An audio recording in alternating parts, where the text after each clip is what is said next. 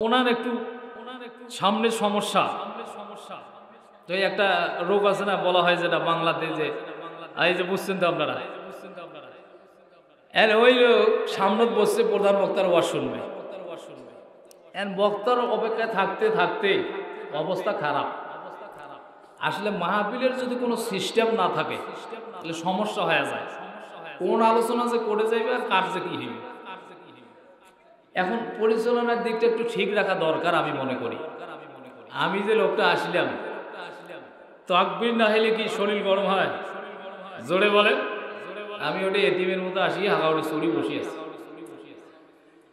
এই লোক সামনে বসছে ওয়াজ শুনে, তো এবার হুজুরে অপেক্ষা থাকতে থাকতে থাকতে বেচারা ঘুমি গেছে, আর ঘুমি যাওয়ার পর ওনার লঙ্গি ভাসিয়ে মেন জিনিসটা বেড়ে গেছে।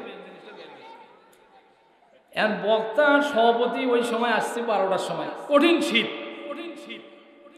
সভাপতি উঠিয়া বক্তা কয়েছে, হুজুর দেখেন সামনের যে অবস্থা, আজকে ওয়াজ হইবে।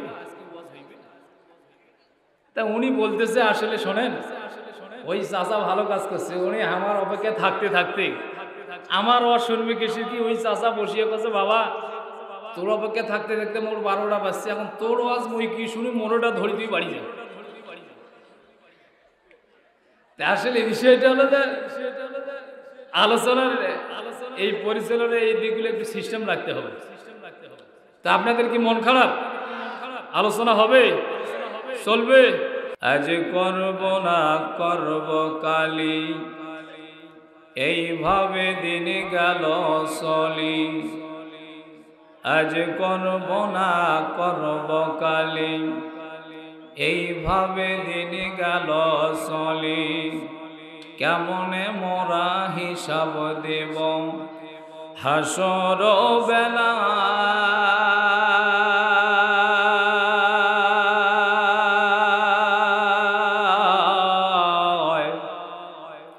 দিন ফুরিয়ে যায় রে আমার, দিন ফুরিয়ে যায়। জোরে বলেন ঠিক না বেঠি?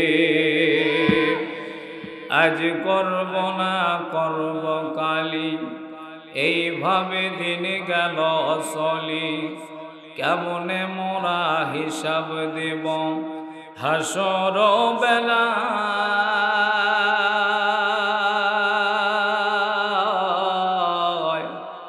দিন ফুরিয়ে যায় রে আমার, দিন ফুরিয়ে যায়। একদিন তোর মাটির দেহ থাকবে না রে হায়, মাটির দেহ মাটির মাঝে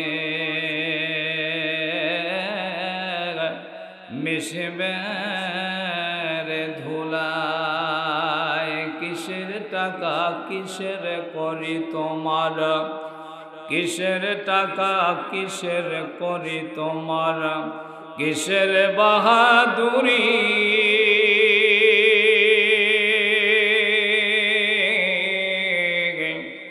সঙ্গে তোমার কেউ যাবে না,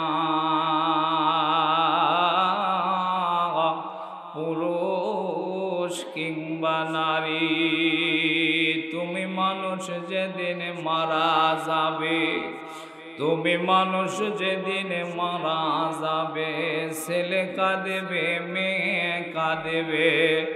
তুমি মানুষ যেদিন মারা যাবে, ছেলে কাঁদেবে মেয়ে কাঁদেবে। কেন্দে বলবে বাপ,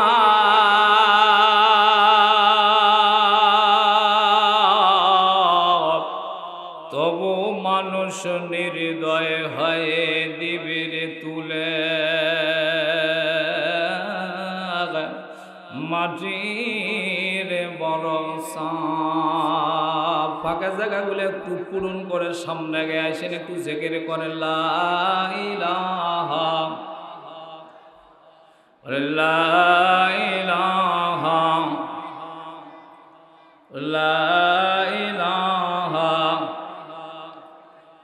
লা ইলাহা ইল্লাল্লাহু বলরে অবুঝমন।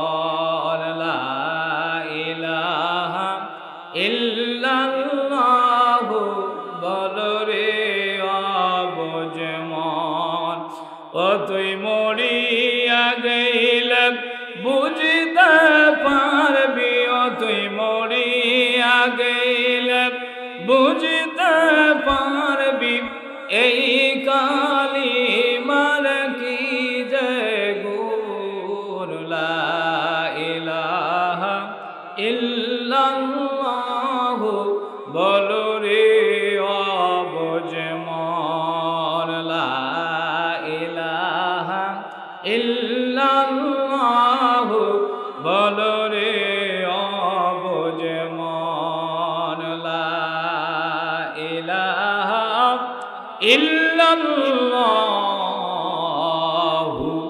মুহাম্মাদুর রাসূলুল্লাহ। সকলে বলেন সাল্লাল্লাহু আলাইহি ওয়াসাল্লাম। সম্মানিত ভাইরা, ফাঁকা জায়গা এখনো অনেক আমি দেখতে পাচ্তেছি। কোরআনের মাহফিলের জায়গা যদি ফাঁকা হয়, সেই ফাঁকা জায়গাগুলোতে শয়তান বসবাস করে। কে বসবাস করে? একটু কথা বলতে হবে, কে বসবাস করে? মুসলমান একটু আওয়াজ দিতে হবে, কে বসবাস করে? তাহলে মুসলমানদের আওয়াজ হবে বাঘের মতো, সিংহের মতো। কারণ এই মুসলমানেরা হলো বাঘের জাত, সিংহের জাত। জোরে বলেন ঠিক না বেঠিক?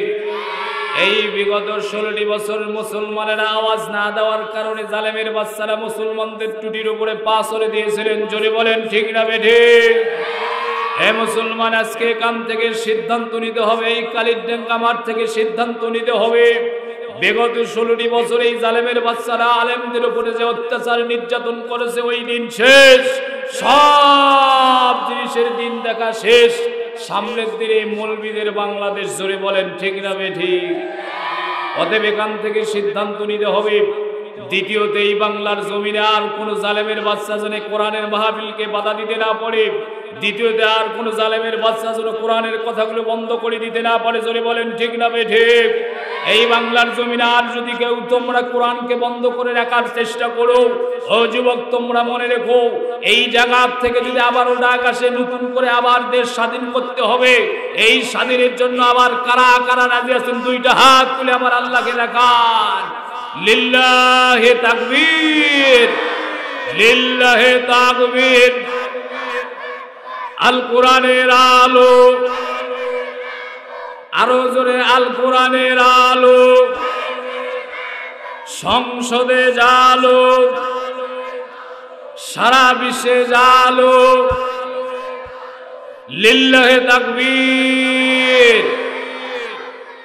সম্মানিত ভাইয়েরা, আসেন, বর্তমানে এমন একটা সময় যাচ্ছে, প্রত্যেকটা মাহফিলে বক্তা চললে গরম শুরু হয়ে যায়।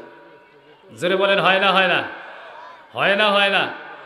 আর সবাই যদি গরমে করে ঠান্ডা কায় করে, ঠিক না ঠিক? তো ইনশাল্লাহ আমি আজকে কিছু ঠান্ডা আলোচনা দেব। কি আলোচনা? গরমে আর ঠান্ডায় দুইটা মিশাল করতে হইবে। খালি যদি গরম হয় কসা বলে কি কছে বা হয়তো পালাইছে, আর কত গাইলে। যেরকম ঠিক না ঠিক? হাজিরা তো পালাইছে, পালানে নাই পালায়, পালাইছে। এখন গাইলেছি, ঠিক আছে, ওটা এখন খালি গরম করলে তো হবে না। তবে আমাদের রেডি থাকতে হবে, হাসিনা যেন আবার বাংলাদেশে আসতে না পারে। জোরে বলেন ঠিক না ঠিক? আবার আমরা তাকে আসতে দেব না। তো আমার ভাইরা, আসেন, আজকের আমার আলোচনার সাবজেক্ট হলো নারী এবং পুরুষ। নারী এবং, আমি প্রায় মাহফিলে প্রতিটা দিন আলোচনা করতেছি, কথা বলতেছি। আমি দেখতেছি মা বোনেরা এত কষ্ট করি শীতের রাইতে দাইছে ওয়াজ শোনের, আর মা বোনদেরকে মাহারুম করি দেয়। বক্তার ঘর ওয়াজে করে না। শেষও দানা কাছে মিশ্রানা করলে ওয়াজানা করি, তাও বের হয় না। গন্ডগোল, এর বক্তব্য ওর বক্তব্য, অনেক মা বোন আছে, রাগ হয়ে শেষ। কোন জানি এক মাহফিলে আমি গেছি, ওই যে স্যালারির মাধ্যমে যে দেখা যায় বক্তা, তো আমার ফির ওইটা বন্ধ হয়ে গেছে, দেখা আর না যায়। এক মহিলা তুই বেড়ে এসে করছে তোর ওয়াজের কাল্লা সিজম, হুজুরক দেখা যায় না। তার মানে ওরা এমনি ওয়াজ করে, তার রাগ আছে। আমার ওটা দেখা না যায়, ওটারও রাগ। তা আসেন, মা বোনদের ওয়াজ হবে, আপনাদের ওয়াজ হবে। আমি আজকে মা বোনদের এবং আপনাদের ওয়াজ করতে চাই, যদি আপনাদের অনুমতি পাই। ওয়াজ কি চলবে? শুরু হবে? হবে কি হবে না? খেলা হবে? হবে না নাই? খেলা হবে। ওই তো জানেন, ওই মাল ফখরুল সাহেব জায়গা দিবে। আচ্ছা যাক, আসেন আজকে আলোচনার সামনের দিকে যাই। সম্মানিত ভাইয়েরা আমার, আল্লাহ পাক রব্বুল আলামিন কোরআনুল কারীমের ভিতরে যে আয়াতে কারিমা দিয়েছেন, সূরা বনী ইসরাঈলের মধ্য থেকে যে আয়াতে কারিমা আমি তেলাওয়াত করলাম, আমার বন্ধুগণ একটুখানি মনোযোগ দিয়ে আলোচনা শুনবেন বাবা। এদিক ওদিক তাকাবেন না, গন্ডগোল করবেন না। যারা এখনো বসেন নাই তারা আসেন, তাড়াতাড়ি প্যান্ডেলের ভিতরে বসে যান। আর কোনো কথা হবে না, ডাইরেক্ট চলে যাবো আলোচনায় রে বন্ধু। আমার আল্লাহ পাক কোরআনুল কারীমের ভিতরে কি বললেন? আয়াতের ভিতরে আল্লাহ বলছেন, ওয়াকাদা রাব্বুকা আল্লা তা'বুদু ইল্লা ইয়াহু ওয়া বিল ওয়ালিদাইনি ইহসানা। জোরে বলেন আল্লাহু আকবার। আল্লাহ বলছো, দুনিয়ার মানুষ, এক নম্বরে আমি আল্লাহর গোলামি করতে হবে, আমার দাসত্ব করতে হবে। কারণ হলো, কেন আল্লাহর গোলামি করব? এখানে যারা বসে আছেন আমার ভাইয়েরা, বলেন তো এই দুনিয়াটার মালিক কে? আরো জোরে বলেন। আপনার আমার মালিক কে? এই সম্পদের মালিক কে? বাড়ি গাড়ির মালিক কে? আরো জোরে বলেন কে? আমার বন্ধুগণ, আমার আল্লাহ বলছো, দুনিয়ার মানুষেরা, এই গোটা পৃথিবীর মালিক হলাম আমি আল্লাহ। 7 আসমান 7 জমিনের মালিক হলাম আমি আল্লাহ। তোমাদেরকে বানাইলাম আমি আল্লাহ, তোমাদেরকে সৃষ্টি করলাম আমি আল্লাহ, তোমাদেরকে দুনিয়াতে দিলাম আমি আল্লাহ, তোমাদের খাবারের ব্যবস্থা করে দে আমি আল্লাহ, তোমাদের থাকার ব্যবস্থা করে দে আমি আল্লাহ, তোমাদের হায়াত দে আমি আল্লাহ, তোমাদের মওত দে আমি আল্লাহ। অতএব এই জমিনে আমি আল্লাহ, সব এই জমিনের মালিক হলাম আমি আল্লাহ। এই জন্য আল্লাহ বলছেন, আমি যদি ওই জমিনের মালিক হই, আমি যদি তোমাদের মালিক হই, তাহলে একমাত্র এক আল্লাহ আমার ইবাদত করতে হবে। জোরে বলেন সুবহানাল্লাহ। আমার বন্ধুগণ, তাহলে এবার শুনে আসুন, সর্বপ্রথম আমরা ইবাদত করব কার? আরো জোরে বলেন। আল্লাহ বলছো, দুনিয়ার মানুষেরা, সর্বপ্রথম আমার ইবাদত করতে হবে, আমার গোলামি করতে হবে। কিন্তু ও মানুষ, আমার গোলামি করার পরে এবার তোমাদের কাজ হলো কি? আমার ভাইরা চলে আসেন, এই যে কোরআনুল কারীমের ভিতরে 114 খানা সূরার ভিতরে প্রথম যে আর একটা সূরা আছে, সূরাতুল ফাতিহা। জোরে বলেন কোন সূরা? সূরাতুল ফাতিহার সেখানে আল্লাহ বলছেন, ইয়্যাকা না'বুদু ওয়া ইয়্যাকা নাস্তাঈন। আল্লাহু আকবার। আল্লাহ বলছেন, সেখানে আমরা বলি, আল্লাহ একমাত্র তোমার ইবাদত করি, আর একমাত্র তোমার কাছে আমরা সাহায্য চাই। আল্লাহ, এই দুনিয়াতে আর কারো ইবাদত করি না, কারো কাছে আমরা সাহায্য চাই না। আমার ভাইরা, এবার আসেন তো, আমরা মুখে বলি আল্লাহ তোমার ইবাদত করি, তোমার আমরা সাহায্য চাই, কিন্তু এই কথা মুখে বলি, অন্তরে নয়। যখনই একটু বিপদ পড়ে, তখনই আমরা কার কাছে যাই আর কার কাছে না যাই? জোরে বলেন ঠিক না বে ঠিক? এই দুনিয়াতে চেয়ারম্যানের কাছে যাই, এমপির কাছে যাই, মন্ত্রীর কাছে যাই। বিগত সময় আপনারা দেখেছেন আমার ভাইয়েরা, এই যে সরকার, ফেসিবাদ সরকার যে ছিল সামনের দিনে, ওই দিনে আমার বাজানেরা, বিগত সময়ে যারা জামাতে ইসলামী করত, যারা কোরআনের কথা বলতো, যারা কোরআনের আলোচনাগুলো মাঠে ময়দানে বলতো, তারা এই খোলা জমিনের নিচে এইভাবে একসঙ্গে বসে আলোচনা শুনতে পারে নাই। জোরে বলেন ঠিক না বে ঠিক? তাদের জায়গা হয়েছিল ওই যে ধানবাড়ি। বর্তমান সময়ে যে ধান হয়েছে, এই ধানের খেয়ার তখন থাকতো না, কাড়িয়া থাকতো না। এবার নিয়ে যায় দোলাবাড়িতে শোয়ার জন্য, আবার নিয়ে যায় আগুন পাওয়ার জন্য। জোরে বলেন ঠিক না বে ঠিক? ওই সময়ের ভিতরে ওই জালেমের বাচ্চারা নেতার নেতা, নেতার নেতা, তার নেতা, খেতার খেতা, এর পাওয়ারও দেখলে মাথায় খারাপ, অন্যরকম ব্যবহার। গামজা যত বেশি টানে ওই নেতার পাওয়ার তত বেশি বাড়ে। জোরে বলেন ঠিক না বে ঠিক? এই মুসলমান নেতা পাশার কোনো বস্তু নাই, এবার এবার শিকারতে টানে মশানে। কিন্তু দেখবেন ওই যে জামাতে ইসলাম করেছিল যারা সাধারণ মানুষগুলো, তাদের কোনো দোষ নাই। তারা দিন মিলি দিন খায়, তারা দিন মজুরি চলে, দিন মিলি দিন খায়, কিন্তু সমর্থন করে জামাতে ইসলামকে ভালোবাসে। এখানে শুনিয়া ওই মোসারুনেদা কয়েছে, তোর নাম যদি কাটি নিবে চাস 1000 টাকা ধরি আমার গরজ যাস। জোরে কন ঠিক না বে ঠিক? আসলে দেখবেন অত নামও নাই, কিছুই নাই। জোরে বলেন ঠিক না বে ঠিক? আমার ভাইরে এবার আসেন, আল্লাহ বলছে সর্বপ্রথম আমার ইবাদত করতে হবে আর আমার গোলামি করতে হবে। আমার দাসত্ব করার পরে দ্বিতীয় নম্বরে তোমাদের কাজ হলো, আমার ইবাদত করার পরে দ্বিতীয় নম্বরে তোমাদের কাজ হলো তোমরা তোমাদের মা বাবার গোলামি করো, মা বাবার দাসত্ব করো। কারণ হলো আমি আল্লাহর পরে, আমি আল্লাহর নিচের জায়গাটাই হলো তোমার মা বাবার জন্য। জোরে বলেন সুবহানাল্লাহ।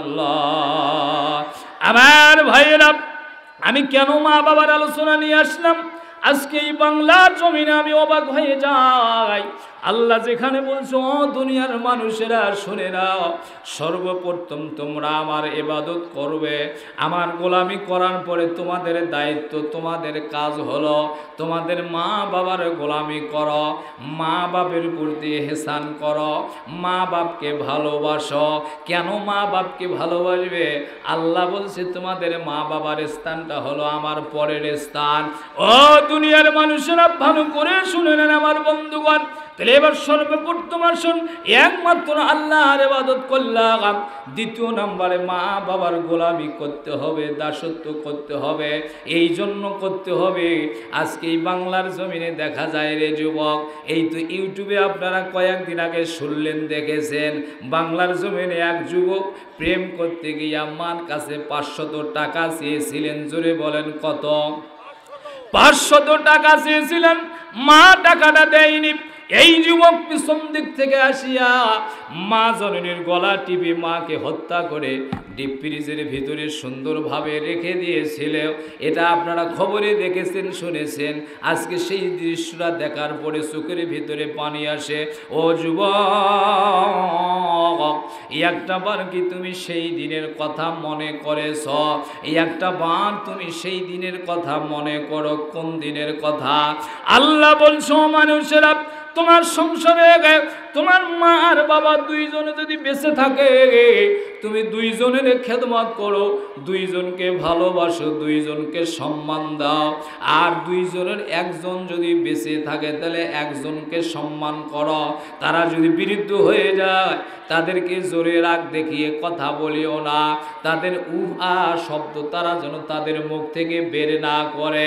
কিন্তু আমার ভাইয়েরা, সেখানে আমি সেদিন দেখলাম এই যুবক এমনভাবে মাকে হত্যা করলো, ডিপ ফ্রিজের ভিতরে মাকে রেখে দিয়ে দিল। হায় রে মুসলমান, কিভাবে পারো তুমি তোমার মাকে কষ্ট দিতে? কিভাবে পারো তুমি তোমার বাবাকে কষ্ট দিতে? কারণ তুমি সেই দিনের কথা মনে পড়ো যেদিন তোমার কোনো চিহ্ন ছিল না, যেদিন তোমার কোনো আকার ছিল না, যেদিন তোমার হাত ছিল না, যেদিন তোমার পা ছিল না। আমার আল্লাহ রাব্বুল আলামিন কুরআনুল কারীমের ভিতরে বলছেন, কাইফা তাকফুরুনা বিল্লাহি ওয়া কুনতুম আমওয়াতান ফাআহইয়াকুম সুম্মা ইউমীতুকুম সুম্মা ইউহয়িকুম সুম্মা ইলাইহি তুরজাউন। আল্লাহু আকবার। আল্লাহ বলছো মানুষ, সেদিন তোমার কোনো আকার ছিল না, অস্তিত্ব ছিল না, তোমার হাত ছিল না, তোমার পা ছিল না, তোমার চোখ ছিল না, তোমার জিহ্বা ছিল না, তোমার মুখ ছিল না, তুমি কথা বলতে পারো নাই। মানুষ তোমার কিসের এত অহংকার, কিসের এত তোমার বাহাদুরি, কেন এত তুমি বাহাদুরি দেখাও, কিসের এত অহংকারী দেখাও? ও মানুষ, একটা বার তোমার মা জননী তোমার বাবার কথা মনে করো, কারণ আমি আল্লাহ এক ফোঁটা নাপাক পানি দিয়ে তোমার মার গর্ভের ভিতরে তোমাকে আমি তৈরি করেছি। আমার বন্ধুগণ, আপনারা শুনলে অবাক হবেন বাবা। এই তো কিছুদিন আগে ওই যে কিশোরগঞ্জের মাটিতে আমির হামজা সাহেব আসছিলেন, সেখানে একটা বৃদ্ধাশ্রম আছে। জোরে বলেন কি আছে? আরো জোরে বলেন। সেই বৃদ্ধাশ্রমে সেদিন আমি গিয়েছিলাম। আমি দেখার পর অবাক হয়ে গেলাম। আল্লাহ, এই দুনিয়াতে এখনো এত রকমের খারাপ মানুষ আছে বাংলার জমিনে। ও যুবক, তোমার মা তোমাকে যখন পেটের ভিতরে নিয়ে, আল্লাহ বলছে তোমার মায়ের পেটের ভিতরে তোমাকে আমি এক ফোঁটা নাপাক পানির দ্বারা সুন্দর করে আস্তে আস্তে করে বড় করলাম। তুমি যখন তোমার মার পেটের ভিতরে, তোমার বয়স যখন 7 মাস ছিল, তোমার মা জননী তোমাকে পেটে নিয়ে, মা খাইতেও পারে না, মা ঘুমাইতেও পারে না, মা চলতেও পারে না, মার বড় কষ্ট হয়। জোরে বলেন হয় কি হয় না? ও আমার ভাইয়েরা, রাত্রিবেলায় ঘরের ভিতরে বাড়ির সব মানুষ যখন ঘুমিয়ে গেল, ঠিক ওই সময়ের ভিতরে আপনার আমার মা যখন আপনাকে পেটে নিয়ে ঘুমিয়ে গিয়েছিলেন, আমার বন্ধুগণ, আপনার আমার মা যখন পেটের ভিতরে আপনাকে নিয়ে রাত যখন গভীর হয়ে গেল, বাড়ির সব মানুষ ঘুমিয়েছে, কিন্তু আপনি পা দিয়ে যখন মায়ের কলিজার ভিতরে লাথি মেরেছেন, আমার বন্ধুগণ, বিজ্ঞানীরা বলছিলেন একটা বাচ্চা যখন একটা মায়ের পেটের ভিতরে থাকে, বাচ্চাটার বয়স যখন 7 মাস পার হয়ে যায়, বাচ্চাটার পা দুটো মা জননীর কলিজার সঙ্গে লেগে যায়। এবার সেখানে বিজ্ঞানীরা বলছেন একটা বাচ্চা মায়ের পেটে শুরু থেকে দুনিয়া আসা পর্যন্ত একবার দুইবার লাথি মারে না, 4,500 লাথি মারে। কতগুলো লাথি মারে? 4,500 বার লাথি মারে। এখানে বিজ্ঞানীরা বলছে ওই 4,500 লাথির ভিতরে একটা লাথি যদি কোনো পুরুষ মানুষের কলিজায় মারা হতো, সেখানে সে অজ্ঞান হয়ে মারা যেত। কিন্তু আপনার আমার মা, ওই যে আমরা এখানে যারা বসে আছি আমার বন্ধুগণ, এমনি এমনি আমরা দুনিয়াতে আসি নাই, আমরা 4,500 বার মায়ের কলিজার ভিতরে লাথি মেরেছি। একটা করে লাথি যখন মারি, আপনার আমার মা বেহুশ হয়ে যায়, মার কোনো হুঁশ থাকে না। ওই রাত্রিবেলায় সব মানুষ ঘুমের ঘরে, মা জননীর ঘুম ভেঙে গেল। মা এবার আস্তে করে বসিয়া জানলার একটা পাশে বসিয়া চোখের পানিগুলো মুছে আরে বলে, মালিক, আমার কলিজার টুকরা এমনভাবে আমার কলিজায় লাথি মেরেছে, আল্লাহ আমার আর বাকি রাতটা ঘুম হবে না, কিন্তু আমার কোনো দুঃখ নাই আল্লাহ, আমার একটা আশা, একটা আমার স্বপ্ন, এই সন্তান দুনিয়াতে আসবে, একদিন বড় হবে, আর যখন মা বলে আমাকে ডাকবে, আমার মনের সব কষ্ট সেদিন আমি ভুলে যাব। জোরে বলেন সুবহানাল্লাহ। আমার বন্ধুগণ, এবার ওই মায়ের পেটের ভিতর থেকে দুনিয়াতে আসলে পরে দায়িত্ব কি শেষ হয়ে গেল?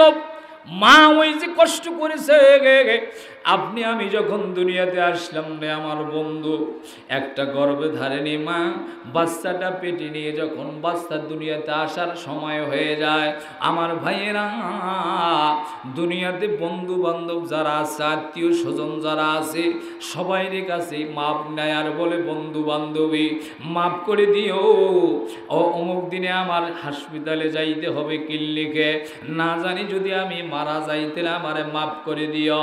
এবার ঠিক আছে, শাশুড়ি আম্মার কাছে ডাক দিয়ে বলে, আম্মা জান, আমি অনেক দিন আপনার সংসারে থাকলাম মা, জানি না আমার কথায় আমার আচরণ যদি ভুল পেয়ে থাকো, আমার মাফ করে দিও। শ্বশুরকে বলে, আব্বা জান, আমারে মাফ করে দিও আব্বা যদি ভুল করে থাকি। আমার ভাইরা রাত যখন গভীর হয়ে গেল, এবার ঠিক আসতে করিয়া প্রাণের স্বামী যখন বাড়ির ভিতরে আসলো, বাসায় ঢুকলো, এবার ওই স্ত্রী ডাক দিয়ে বলে, স্বামী রে, জীবনে আমি আপনাকে অনেক কষ্ট দিয়েছি রে স্বামী, যদি কোনো কষ্ট দিয়ে থাকে আমাকে মাফ করে দিও। আমি যদি সেদিন মারা যাই সেদিন কি হবে আমার স্বামী, এই জন্য হাতে ধরে পায়ে পড়ে আমারে মাফ করে দিয়া দাও। আমার বন্ধুগণ এবার চলে আসুন, আপনার আমার মা সেদিন এইভাবে এই সবাইয়ের কাছে মাপ নিয়া ওই যে হসপিটালে যখন গেল, ক্লিনিকের ভিতরে যখন গেল অপারেশনের জন্য, সেখানে ওরা একটা সিগনেচার নেয়। জোরে বলেন, নেয় কি নেয় না? গার্জিয়ান পক্ষের একটা সিগনেচার নেয়। যদি অপারেশন করতে গিয়ে এই রুগীটা মারা যায়, তাহলে ওই ডাক্তারেরা, ওই যে ক্লিনিকওয়ালারা, ওরা কোনো দায়বদ্ধ নেয় না।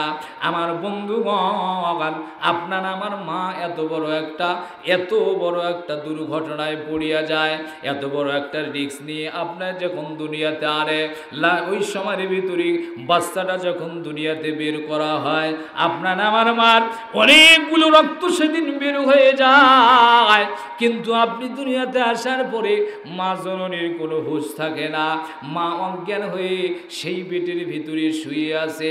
কিন্তু আমার ভাইয়েরা, ওই যে আমরা আসার সময় 4,500 বার লাথি মেরেছি, বিজ্ঞানীরা বলেছেন একটা লাথি যখন কোনো সন্তান মায়ের কলিজায় মারে, যত লাথি মারে তত মা জননী সন্তানটার উপরে মায়া বেশি তৈরি হয়। জোরে বলেন সুবহানাল্লাহ। আমার বন্ধুগণ, ওই মা জননী অজ্ঞান হয়ে গেল, আপনি দুনিয়াতে আসলেন, আপনার মুখ থেকে যখন কান্না বের হলো, অটোমেটিকভাবে ওই যে লাথি মেরেছিল মায়ের কলিজাটা ফেটে ফেটে খান খান হয়ে আছে, ওই মা জননীর ফাটা কলিজাটা আজও পর্যন্ত বন্ধ হবে না। ওটা এমনভাবে খেটেছে, সন্তান যতদিন পর্যন্ত দুনিয়াতে থাকবে, সন্তান যদি বিরুদ্ধ হয়ে যায় আর মাও যদি বিরুদ্ধ হয়ে যায়, বলেন তো তারপরেও মায়ের টান সন্তানের উপরে আছে না নাই?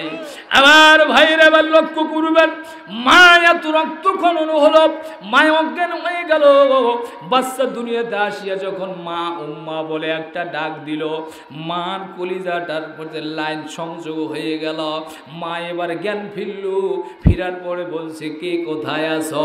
দাও আমার আদরের ছেলেটা আমার কলি দিয়া দাও। মানুষেরা বলছে, ডাক্তারনিরা বলছে, মহিলারে, এই বাচ্চাটাকে দুনিয়াতে আনতে গিয়া তো তোমার অনেক কষ্ট হইল, কেন তারপরে এই বাচ্চার উপরে এত মায়া? ওই সব মা চোখের পানি ছেড়ে দিয়ে বলে, ডাক্তার রে, এই জাদুধনের জন্য আমি অনেক কষ্ট করেছি, অনেক লড়াই করেছি, আমার অন্য কোনো চাওয়া না, এই সন্তান দুনিয়াতে শুধু একটা বার আমারে মা বলে ডাকবে। আমি হারাইয়াছি মাকে,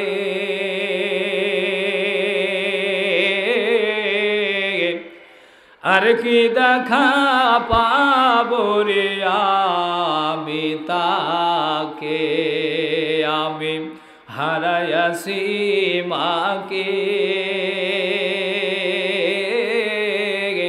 আর কি দেখা পাবো রে আমি তাকে। বলবো গজলটা বলবো? ওরে মায়ের মতো এত আপন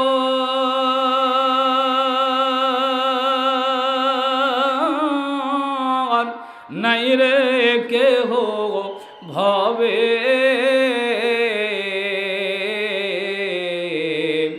আমি হারাইয়াছি মাকে, আর কি দেখা পাবো রে আমি তাকে, আর কি দেখা পাবো রে আমি তাকে। মায়ের কথা মনে পড়লে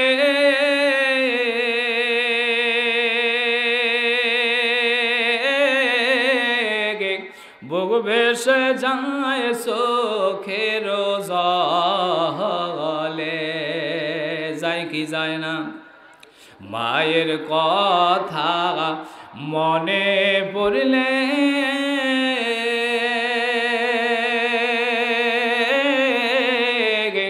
বুক ভেসে যায় চোখের জলে সেই মাকে সারিয়া তুমি সেই মাকে সারিয়া তুমি যায় না সহলে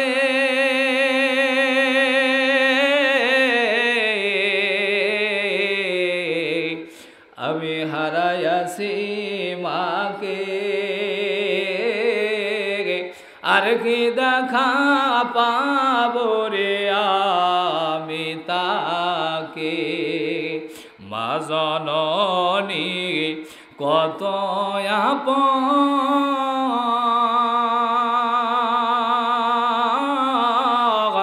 তোমাকে করিল লালন মা জননী এত আপন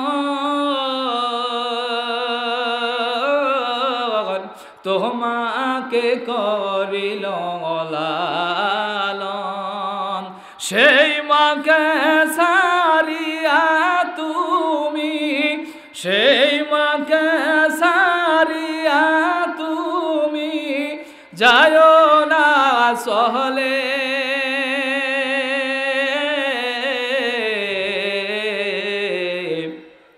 আমি হারাইয়াছি মাকে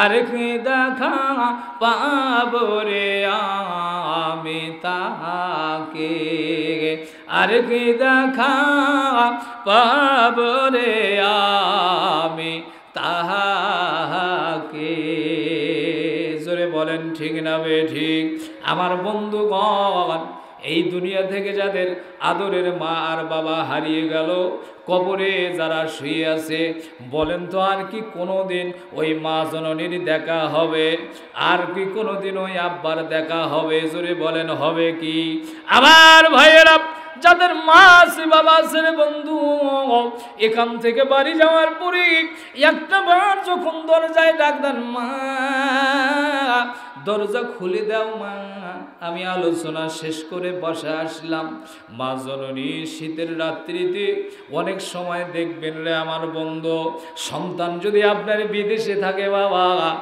আপনি ঘুমিয়ে গেছেন কিন্তু আদরের মা জননীটা ঘুমায় না ঘুমানোর আগে একটা বার ওই জাদুধনের কথাটা মনে করে আপনারে ডাক দিয়ে বলে স্বামী আমার ফোনটা দেন তো একটু আমি আমার জাদুধনের সঙ্গে কথা বলি রাত যখন হয়ে যায় মা ফোন দিয়ে বলে জাদুধন রে কেমন আছো রে বাবা কেমন আছো ও সোনা তুমি যেখানে আছো তুমি সেখানে থাকো জাদু তুমি বাইরে অযথা কোনো ঘোরাফেরা করিও না আবার দেখবেন আমার ভাইরা হঠাৎ করে যদি কোনো আদরের সন্তান বাড়িতে আসার জন্য আপনারে ফোন দিল আপনি কিন্তু এতবার কেয়ার করেন না আপনি শুধু শুনছেন আমার বেটা আসবে ওইখানে আপনার শেষ হয়েছে কিন্তু ওই মাকে যখন বলছে মা আমি আজকে রাত্রিবেলায় বাড়িতে যাব মা মা যখন শুনে আহারে আমার কলিজার টুকরা জাদুধনটা আজকে বাসায় আসবে মা ওই রাত্রিবেলায় মনটা শরীরটা শুধু ছটপট করে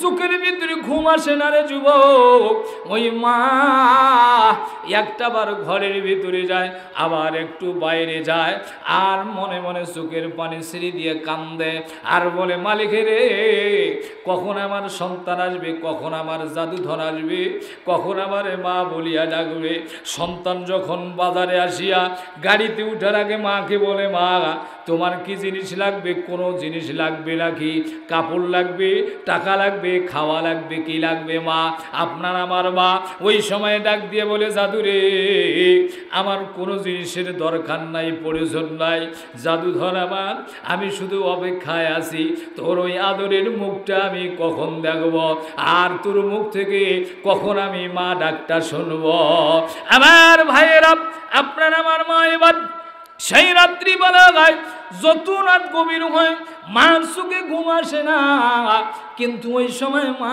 ঘরের ভিতরে যায়, আবার বাইরে আসে, কখন আমার সন্তান আসবে আমারে মা বলে ডাকবে। যাইতে যাইতে রাত্র 3টা বাজিয়া গেল।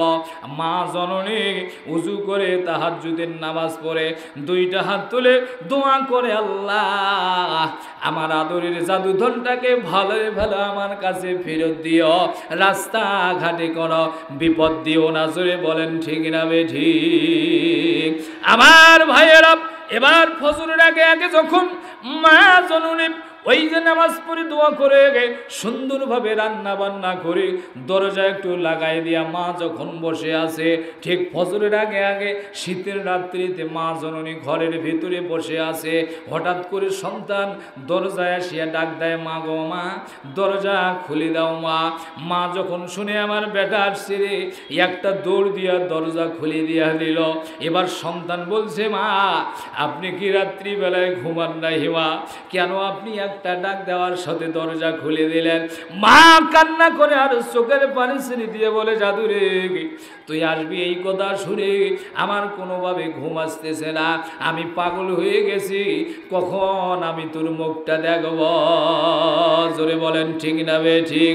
আমার ভাইয়ের এবার শুনতে কেমন করে যুবক ওই মাকে তুমি কষ্ট দাও আমার বুঝে আসে না, কেমন করে বৃদ্ধাশ্রমে পাঠিয়ে দিয়েছে আমার বুঝে আসে না।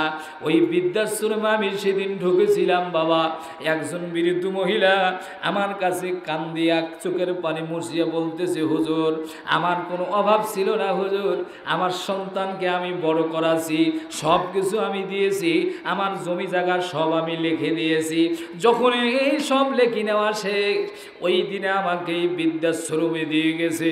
আজকে 3টা বছর হয়ে গেল, আদরের বেটাটা একটা বার আমাকে দেখার জন্য আসলো না।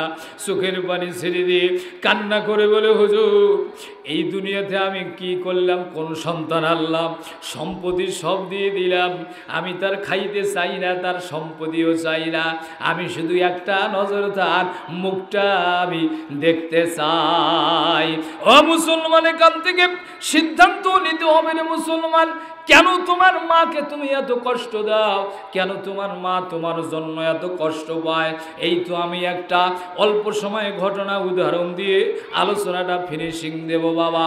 যদি আর একটু আপনারা সময় দেন আমি সামনে আলোচনাটা বাড়াবো। জোরে বলেন তো, আমি কি আলোচনাটা সামনে একটু যাব? চলবে কি আলোচনা? আরো জোরে কন, চলবে না? চলবে না। কিন্তু বাবা কিছু কিছু পণ্ডিত লোক আছে, এই আওয়াজ তো সারা জীবন শুনো আর কত শুনি। আল্লাহ পাকের নবী হযরত মুসা আলাইহিস সালামের নাম আপনারা শুনেছিলেন। এই দুনিয়াতে যত নবী আসছিলেন সব থেকে মুসা পয়গম্বর আল্লাহর সঙ্গে কথা বলেছিলেন বেশি, আল্লাহর সঙ্গে তর্ক করেছিলেন বেশি, করে না করে নাই? কোন নবী কথা বলেন? আরো জোরে কন। মুসা আলাইহিস সালাম আল্লাহকে একদিন বলতেছে, আল্লাহ আমার যেটা আছে সেটা আপনার নাই, যেটা আমার আছে সেটা আপনার, কথা বলেন সেটা আপনার। আল্লাহ বলছে, মুসা এটা কেমন কথা, যেটা তোমার আছে সেটা আমার নাই, তার মানে তুমি কি বলো? আর এই দুনিয়ার সব তো আমার। বলছে না আল্লাহ এটা ভুল কথা, তা কেমন করি? মুসা আলাইহিস সালাম বলছে, আল্লাহ বলেন তো আমার মরণ আছে, আপনার কি মরণ আছে? আল্লাহ বলছে ঠিকই তো আছে, আমার তো মরণ নাই। তা আল্লাহ বলছে, মুসা এত পেঁয়াজ দিয়ে কথা বলো কেন, ডাইরেক্ট সরাসরি বলো। কয় আল্লাহ আমাকে ওইটাই ভালো লাগে। জোরে কোন সুবহানাল্লাহ। আল্লাহর নবী পয়গম্বর মুসা আল্লাহকে একদিন ডাক দিয়ে বলতেছে, আমার আল্লাহ এই কওমের ভিতরে, এই রাষ্ট্রের ভিতরে আমি হলাম জ্ঞানী ব্যক্তি, আমার উপরে কারো আরো কোনো জ্ঞান নাই, সবার উপরে আমার জ্ঞান বেশি, আমি হলাম জ্ঞানী, আমার উপরে আর কোনো জ্ঞানী নাই। বলেন তো এই দুনিয়াতে শিক্ষিতর উপরে আরো শিক্ষিত আছে না নাই? জ্ঞানীর উপরে আরো জ্ঞানী আছে না নাই? আমার আল্লাহ এই কথা শোনার পর ডাক দিয়ে বলছে, পয়গম্বর মুসা না না, এটা তুমি ভুল কথা বলছো, তোমার থেকে এই কওমে আর একজন জ্ঞানী ব্যক্তি আছে। আল্লাহর পয়গম্বর মুসা এই কথা যখন কানের ভিতরে আসলো, মুসা নবী রাগান্বিত হয়ে গিয়ে বলছে, আল্লাহ ওটা কোন জ্ঞানী, আমি সরাসরি তার সঙ্গে দেখা করব। সরাসরি কি করব? আল্লাহর পয়গম্বর মুসা আল্লাহকে সরাসরি বলছিল, আল্লাহ আপনার ঘুম আছে না নাই সেটা কন। কি ঘুম আছে না নাই সেটা কন। আল্লাহ বলছে, মুসা তুমি আজকে রাত্রিবেলা এক গ্লাস পানি নিয়ে দাঁড় হয়ে থাকো। তুমি যদি সকাল পর্যন্ত পানি নিয়ে দাঁড় হয়ে থাকতে পারো তাহলে তোমাকে আমি প্রমাণ করে দেবো। হয় রাইতো পানির গ্লাস নিয়ে কিছুক্ষণ পর এমন ঘুম আসছে, পানি তো গেল কুত্তি আর হয়ে গেছে কুত্তি। তা বলছে যে তারপর ঘুম ভাঙার পর দেখে কি ব্যাপার, পানি আর গ্লাস করে গেল। আল্লাহ পাক বলছে, মুসা আমার কোনো ঘুম নাই, কারণ পৃথিবীর মানুষের ঘুম আছে কিন্তু আমি আল্লাহর কোনো ঘুম নাই। কারণ আমি আল্লাহর যদি ঘুম আসে সেকেন্ডের ভিতরে এই পৃথিবী ধ্বংস হয়ে যাবে। জোরে কোন ঠিক না বেঠিক?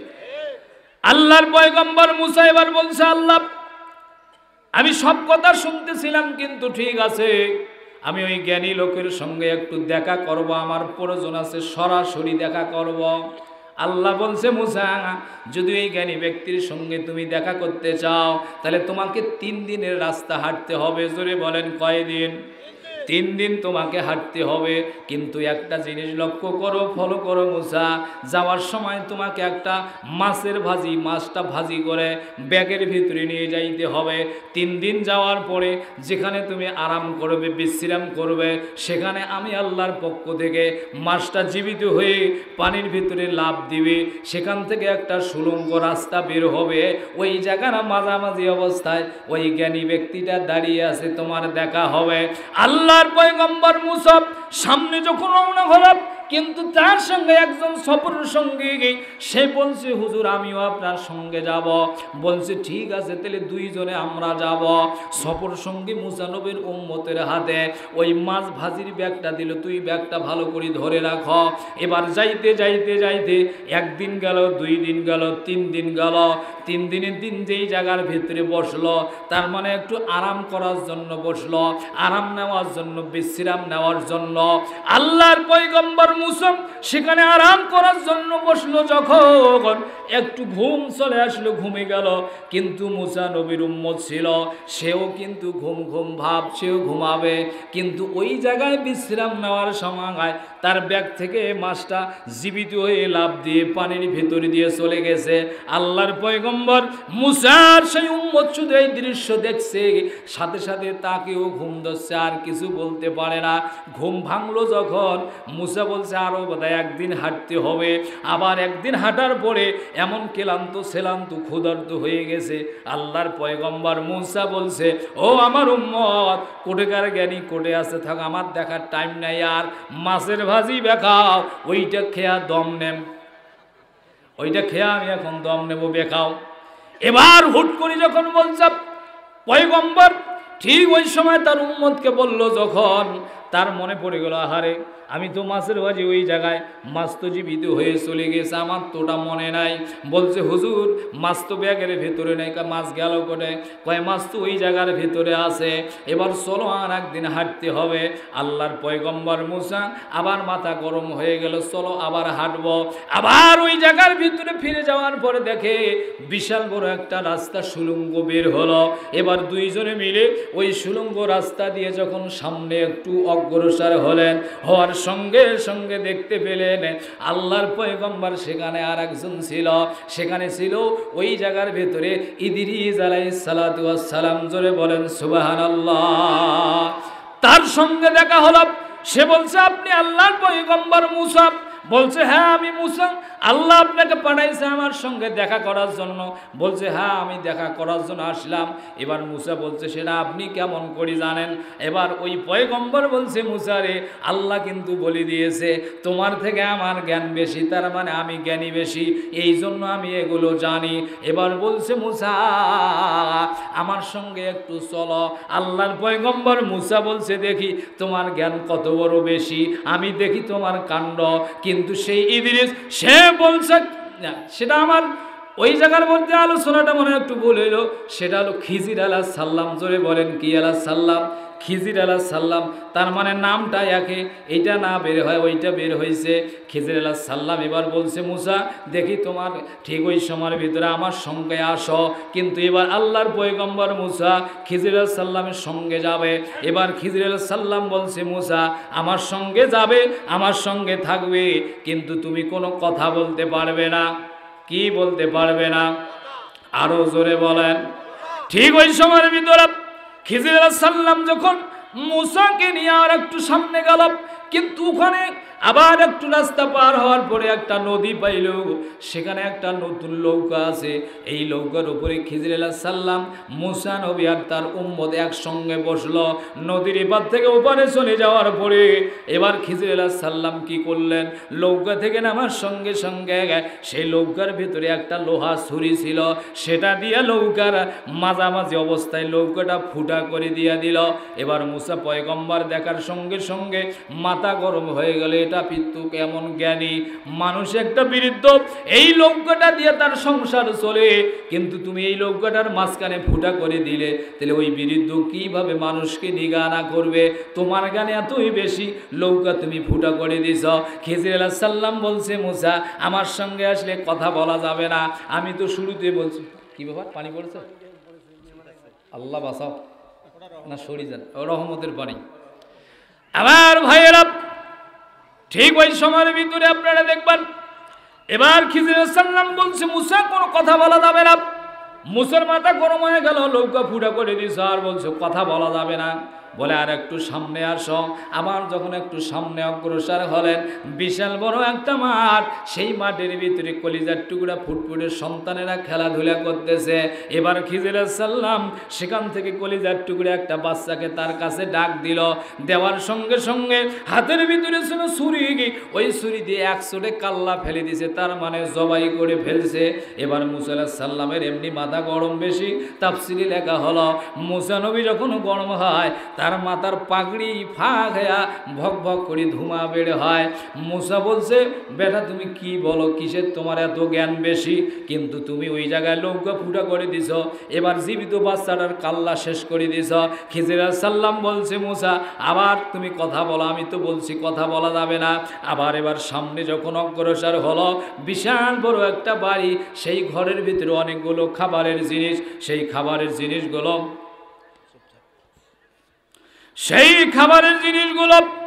ঠিক ওই সময়ের ভিতরে মুসা পয়গম্বরের পেটের ভিতরে অনেক খিদা লাগছে, ওই ক্ষুধার যন্ত্রণায় মাথা ঘুরতেছে। কিন্তু খাবারগুলো দেখলো যখন, মুসা পয়গম্বর দৌড় দিয়ে সেখানে গেল, ওই মালিককে বলছে ভাই আমরা ক্ষুধার তো অনেক দিন ধরে, কয়েকদিন ধরে আমরা না খেয়ে আসি, একটু খাবার দাও। অনেকগুলো খাবার এই জায়গার ভিতরে আছে আমার ভাইয়েরা। এবার ওই খাবারের মালিক বসে আছে আর বলছে না না হবে না, এই খাবার আমি তোমাদেরকে দিতে পারবো না। মুসা নবীর মাথা গরম হয়েছে, বেটা কয়েক এতগুলো খাবার ঘরের ভেতরে উল্টি পয়সে এড়ে গেছে সেরে গেছে, একটা রুটি দিলে তো আমরা খাই, কিন্তু এই খাবার দেয় না। এবার যখন দেয় না রাগ হয়ে চলে যাবে। খিজির আলাইহিস সালাম বলছে মুসা এবার একটু সামনে চলে আসেন। আমার ভাইরা এবার চলেন আর একটু সামনে চলে যায়। এবার ওই মালিকের খাবারগুলো চাটিগুলো, তার মানে দেওয়ালটা এলোমেলো, তখন চাটি ছিল দেওয়াল ছিল না। খিজির আলাইহিস সালাম বলছে মুসা চলো ওই চাটিগুলো দেওয়ালগুলো আমরা ঠিক করে দিয়া দেই। ঠিক ওই সময়ের ভিতরে মুসা নবীর মাথা গরম হয়ে গেল, এই বেটা কয় কি ওই খাবার দিলে আমার ঘরে দুয়ার চাটি কুত্তি যায় যাক, বলে উল্টি গেলেও আমি পাবো না। এবার বলছে না না আমি বলছি আমার সঙ্গে আসলে কোনো কথা বলা যাবে না। আমার ভাইয়ের এবার কি আর বলা, আল্লাহ বলছে তোমার থেকে তার জ্ঞান বেশি। আমার বন্ধুগণ এক নম্বরে ওই যে নৌকাটা ফুটা করলো, বলেন তো নৌকা ফুটা করলো কেন? এটার কারণ আছে না নাই? আরো জোরে কন। 2 নম্বরে বাচ্চাটাকে জবাই করলো, কারণ আছে না নাই? 3 নম্বরে খাবার দিল না, কিন্তু তারপরে তার চাটি বেড়াগুলো ঠিক করে দিল, এটার কারণ আছে না নাই? আমার বন্ধুগণ এবার চলে আসেন, আমি আলোচনাটা এই জায়গাতে একটু ব্রেক দেব বন্ধু। তারপরে আমি যে মায়ের আলোচনা নিয়েছিলাম এখনো কিন্তু মূল আলোচনায় আসি নাই, সেখানে চলে যাব। আচ্ছা বলেন তো এই আলোচনাটা আপনাদের শোনার দরকার আছে না নাই? আরো জোরে বলেন। আরো জোরে বলেন আছে না নাই? আমার ভাইয়ের এবার চলে আসেন, আমি সেই মা জননীর কথা বলছিলাম। আল্লাহ বলছে সর্বপ্রথম আমার ইবাদত করো, আমার গোলামি করো, তারপরে তোমরা তোমাদের মা বাবার গোলামি করো, মা বাবার দাসত্ব করো। চ্যানেলটি সাবস্ক্রাইব করুন, বেল আইকনটি বেজে দিয়ে সাথেই থাকুন।